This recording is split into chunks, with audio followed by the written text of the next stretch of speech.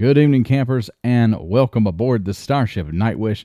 I'm Commander Exorcist, and it is time once again for Talk O Tuesday. This is my weekly Elite Dangerous show where I pick a Galnet article, read it, talk about it, primarily from a lore perspective, but it will break the fourth wall if necessary. Now, one of my most recent Talk O Tuesdays was fiction. Well, I take that back. It wasn't fiction. It was a fictionalized version of events. Up to the El Presidente part. But today we actually have a somewhat of a Galnet article. It's like a little update on what's happening. But if you know, recently we got the SCO drive, the Super Cruise Overcharge drive. And basically it's a boost. It's a boost for our frameshift drives.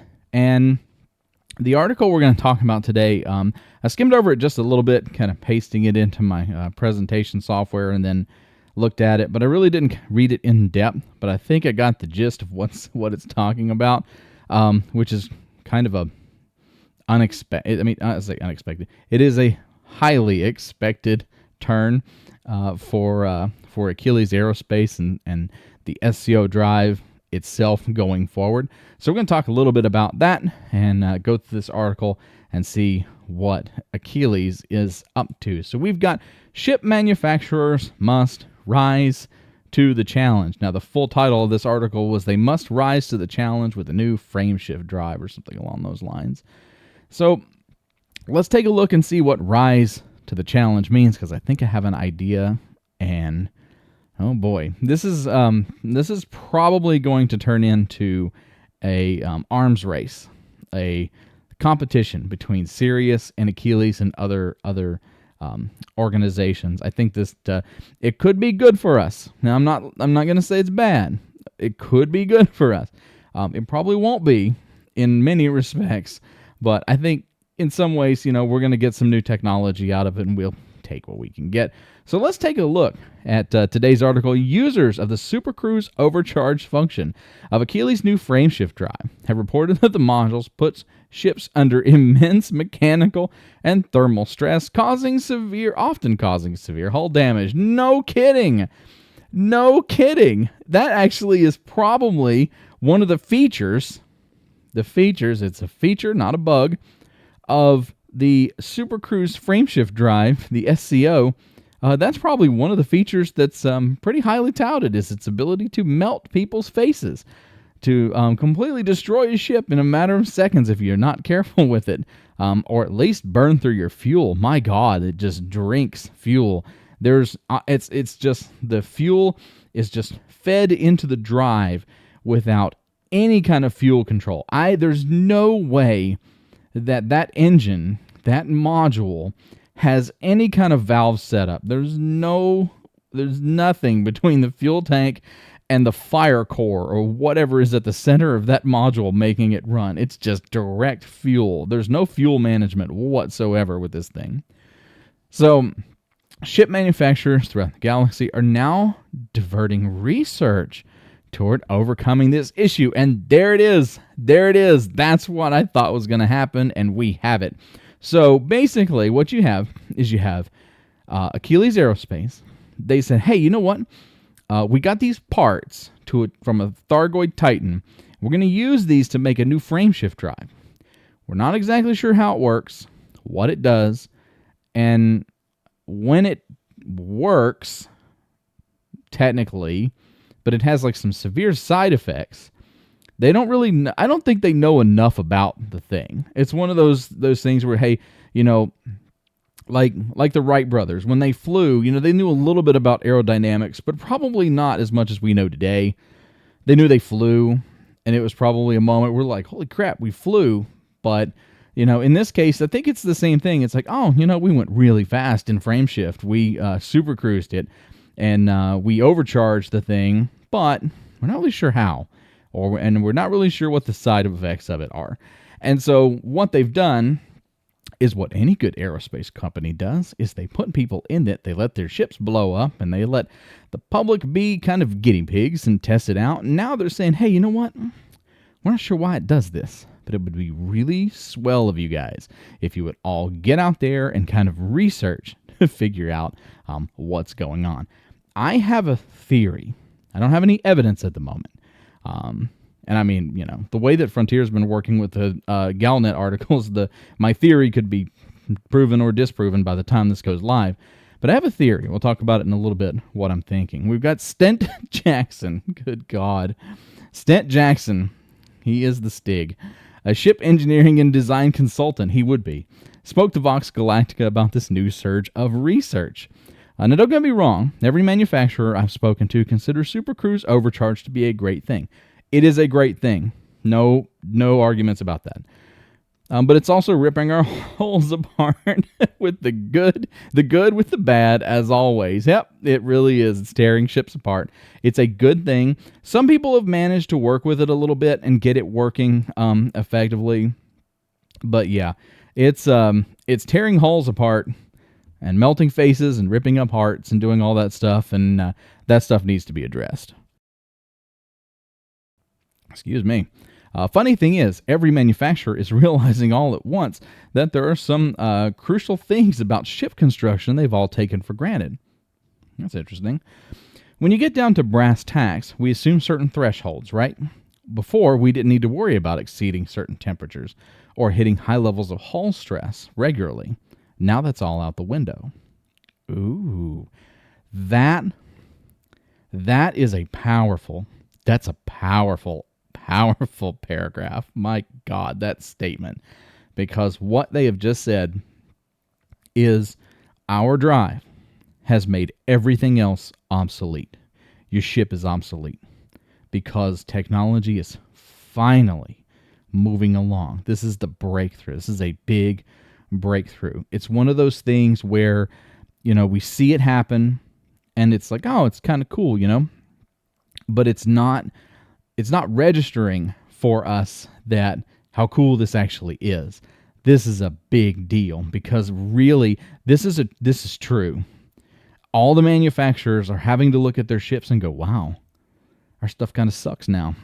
It can't take the new technology that's out there. So something has to be done about it. And so you have two choices. You can either completely scrap your fleet and build entirely new designs, or you can upgrade. And, this is Elite Dangerous, so we're going to upgrade, most likely. And that's what I'm going to talk about here in a minute. That's my theory. I haven't seen such a single-minded focus from ship manufacturers for a long time. No, because there hasn't really been any major breakthroughs with frameshift technology, not since Engineers came out, and we got a little bit of a boost, and then we got the Guardian FSD booster. We've got little things to help, but nothing major. There hasn't been any significant technological breakthroughs like this in a very long time, so it's pretty cool to see. They're all clawing to be first to market with a ship that can alleviate overcharge stress, and it's not long before one of them really does rise to the challenge.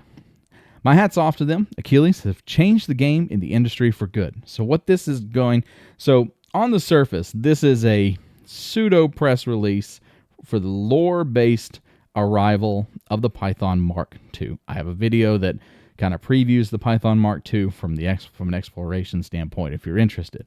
But it handles the Super Cruise Overcharge drive wonderfully.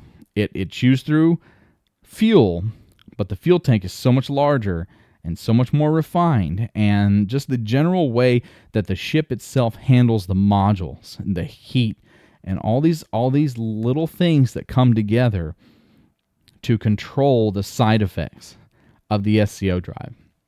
Now, are we going to see that happen to, say, the Anaconda, the Dolphin, the Adder, whatever? No, I don't think so. What I expect to come out of something like this is we're going to get ships that are going to push the boundaries, ships that are going to be able to carry this drive and do something that other ships have not been able to do.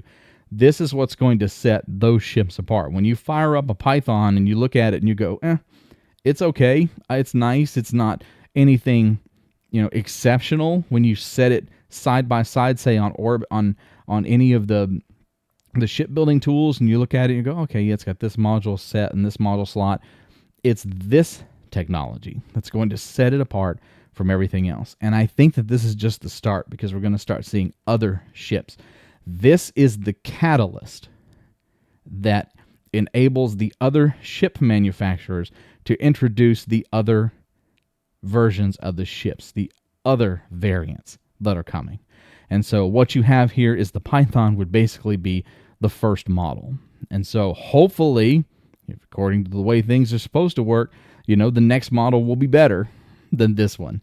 And so we'll see that. The Python may do okay. What if the next one is just exceptional? It keeps getting better and better. That's how it's supposed to be.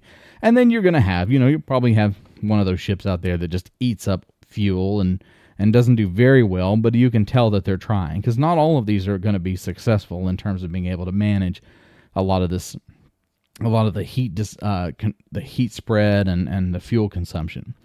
So what I suspect, and again, I don't have any proof of this, this is just me thinking based on what I'm reading, is that it wouldn't be surprised if in the future we see maybe a CG of some kind or some kind of community-led effort to unlock a new module or provide new set of engineering. Remember, they are looking at redoing engineering.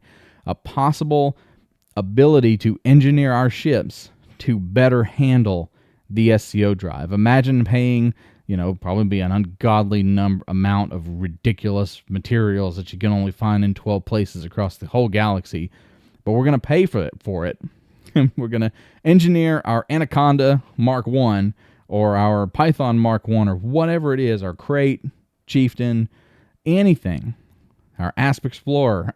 We're going to modify and engineer that to maybe not be on par with the Python Mark II, but bring it up, enhance those fuel consumption abilities and deal with some of the heat problems that we've been having. So that's kind of my perspective on it. I wouldn't be surprised if there is some kind of a challenge coming our way for the community, and I'm all about it. Bring it on. Hey everybody, these are the disciples. These are the people that helped keep this channel going. If you would like to be a part of it, patreon.com/Commander Exorcist. You get behind the scenes access and a couple other little goodies throughout the month to support the channel. I really appreciate it. And hey everybody, so that's going to be it for Taco Tuesday today. Kind of short, but it did give us a little bit of update and kind of how things are going. We are prepared to see the Mark II Python arriving in game very soon. And this tells us that we're not done. And I don't think we're done with our current ships. I think that the new ships are going to bring in a new era of our fleets and being able to make changes or upgrades. We're going to have to, because technology like this, no one's going to want to fly an older ship that can't take some of this new technology. It's just how it is. These old ships are going to become obsolete, and you can't have that happening. And so there will be something, I'm pretty confident. I just don't know how it's going to appear, but it'll be interesting to see what happens. Hey, if you like this kind of content, everybody, click the little like button underneath it and leave a comment. Tell me what your thoughts, conspiracy theories. I'd love to hear from you. And don't forget to subscribe to the channel, continuing to grow and excited about that, and would love to have your support. Thanks for hanging out with me tonight, everybody. I'm Commander Exorcist. Take care, fly safe, and I will see you out there. Good night, everybody.